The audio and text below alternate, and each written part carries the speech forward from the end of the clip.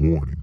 The following was recorded during an 8-month stint of unending diarrhea and despair. It contains nudity, an uncensored ocean of blood, grandmas, and grandpas. Enjoy.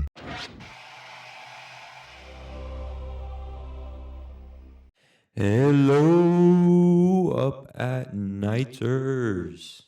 It's Brandon. I've scoured the depths of Itch.io and I found a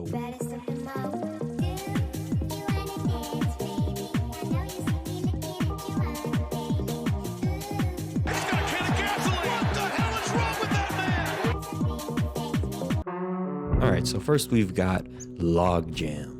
When I do this series, I normally try to go into these projects blind, but this game changed that. Because if I would have read the damn Itch.io page before I bought this, I wouldn't have been surprised by this. Bruh.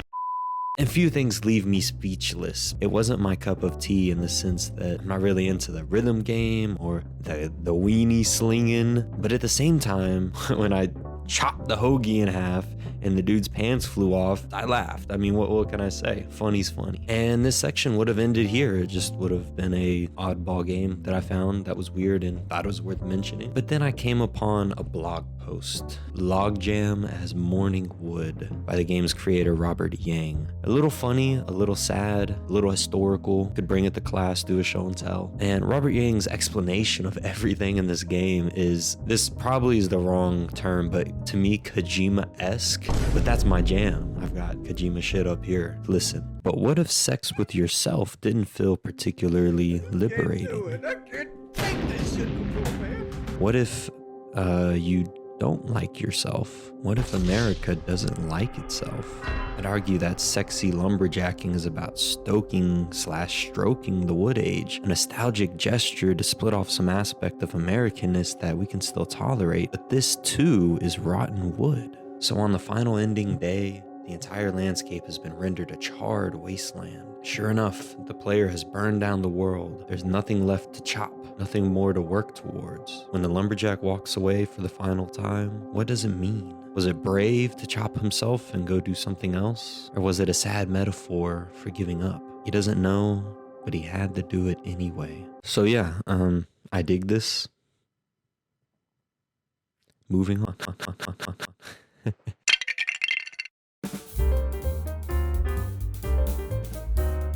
Grampy kinda cute. What the fuck am I playing? I wrote a song about the game. I hope it is not cringe. I didn't know what to expect other than really liking Yam's previous words. Waterwomb World. Good God. Growing My Grandpa is a Cronenberg-inspired, I don't know who that is, shoot me, point-and-click adventure game with virtual pet elements that puts a heavy emphasis on exploration and lore. Well, alright, let's jump in.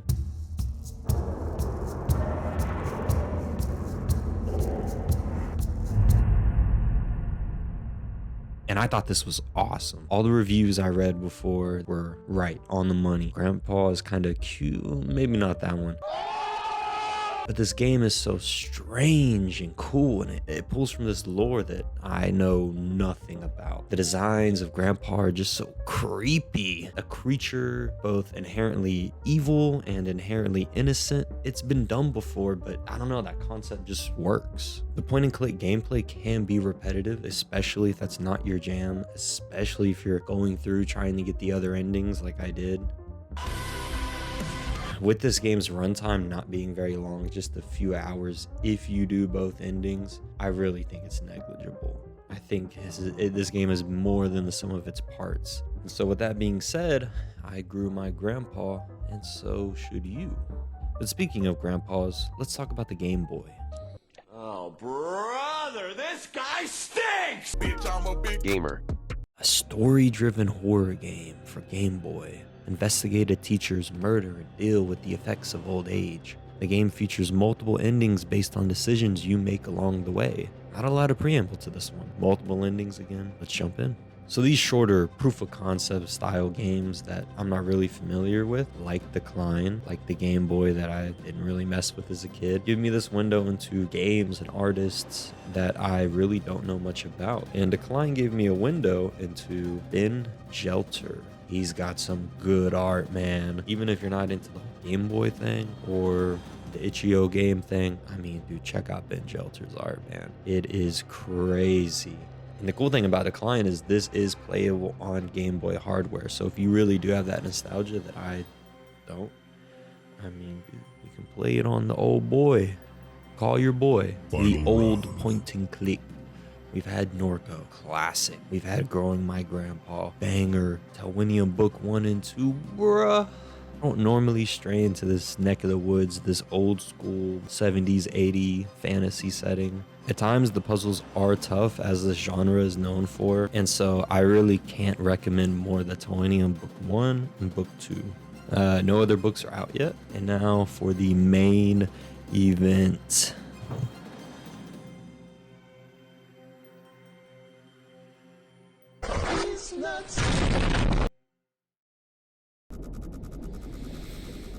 Holy fuck, I'm fucking nervous right now.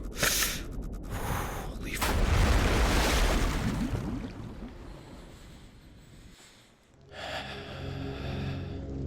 Fucking blood ocean, bro. I have no words. That's all I can say. If there's one game that you check out from this video, make it this one. Iron Lung. Short horror game where you pilot a tiny submarine through an ocean of blood. I mean, what the fuck? You know, they got a VR version of this. This is for real. This game is just something else, man. So much tension. It's challenging. There's so many things out that get you, but you're in the fucking blood ocean. What do you expect? It's less than an hour long, and I don't think it could be more than an hour. I think people would be put in the hospital if they played this game for more than an hour. And by the end of this game, I was just glad it was over, because I really do not think people will understand what your heart does while playing this game until you play it. And so listen, I want to leave you with a thought. As I sat and explored the blood ocean, taking my little pictures, seeing what was out there, I couldn't help but wonder, if you could no-clip out the sub and see the entire thing, what would you find? True wonder is a wonderful thing. And you know what else is wonderful?